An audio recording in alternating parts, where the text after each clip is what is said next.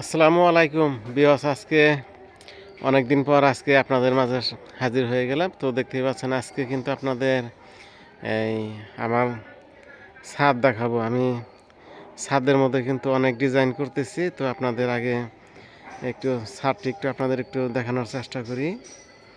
এই হচ্ছে আমার ছাদের হচ্ছে চারপাশেই কিন্তু এই 2.5 ফিট এই একটি দেওয়াল উঠাইতেছি চারদিকেই।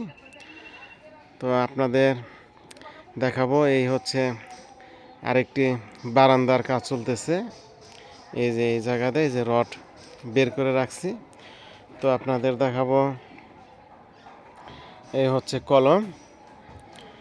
তো এই কলমের উপরে হচ্ছে নতুন করে আবার এই ছাদ লাগাবো এই জায়গায়। তো দেখতেই পাচ্ছেন এই কলমগুলো হচ্ছে আমি গোল করে নিয়ে নিছি। অনেক সুন্দর একটি ডিজাইন করব এই জায়গায়। তো আপনাদের এই আমার এই ছাদটি একটু দেখানোর চেষ্টা করব। ছাদের মধ্যে অনেক সুন্দর সুন্দর ডিজাইন করব ইনশাল্লাহ আপনাদের সকলের দোয়ায়। তো তো দেখতেই পাচ্ছেন এই হচ্ছে আমার ডিশগুলা এখনও খোলা আছে। তো এই ছাদের মধ্যে কিন্তু অনেকগুলা ডিশ সিটিং করব। আর এই হচ্ছে ছাদের চারোদিকেই এই এদিকে ডাবল গাঁথনি করব, ইটের গাঁথনি। সবজি লাগাবো এই জায়গা দিয়ে।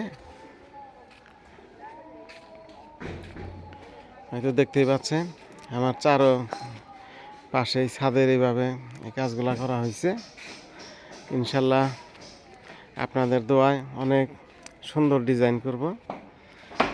আর এই হচ্ছে খোয়াগুলো উঠিয়ে রাখছি।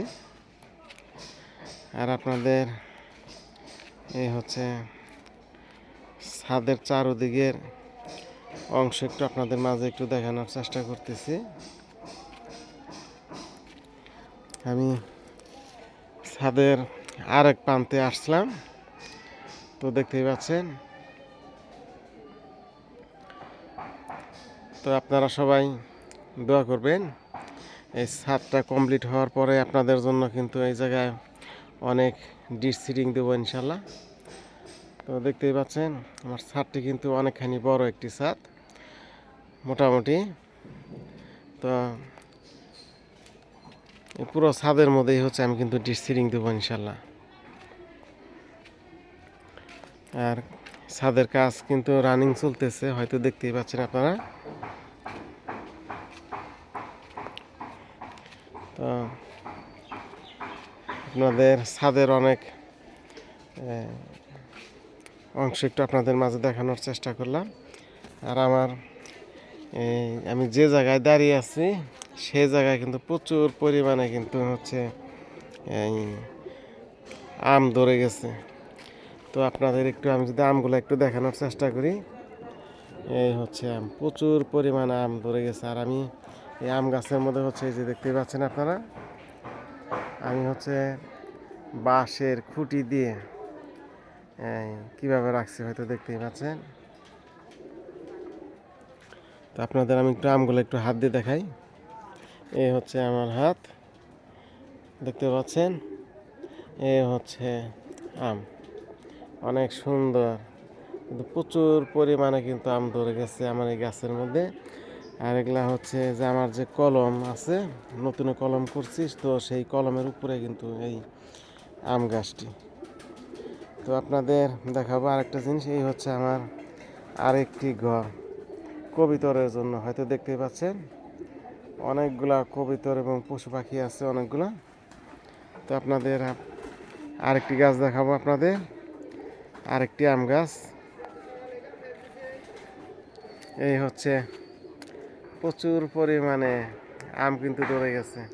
আর আপনাদের মতামত কিন্তু অবশ্যই কিন্তু কমেন্ট করে জানাবেন। দেখতে পাচ্ছেন কীরকম আম ধরে গেছে, প্রচুর পরিমাণে আম ধরে গেছে আমার এই গাছের মধ্যে।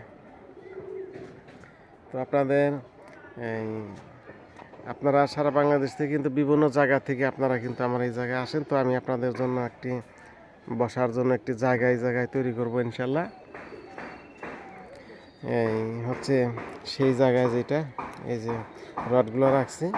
তো এই জায়গার মধ্যে কিন্তু আমি বসার জন্য সুন্দর একটি আলাদা একটি ঘর তৈরি করবো ইনশাল্লাহ। আর অনেক সুন্দর কোয়ালিটি করে যতটুকু সুন্দর করা যায় ইনশাল্লাহ এই জায়গায় একটা ঘর তৈরি করবো ইনশাল্লাহ। তো এই আমার ছাদটি কেমন লাগলো অবশ্যই আপনারা কমেন্ট করবেন, এবং আপনাদের মূল্যবান মতামত থাকলে, যে কোনো মতামত থাকলে আপনারা কিন্তু আমার সরাসরি আমার ফোন নাম্বারে আপনারা লাভ করতে পারেন। তো আজকের মতো এই পর্যন্তই। আপনারা সবাই ভালো থাকবেন, তো সুস্থ থাকবেন। তো আল্লাহ হাফেজ।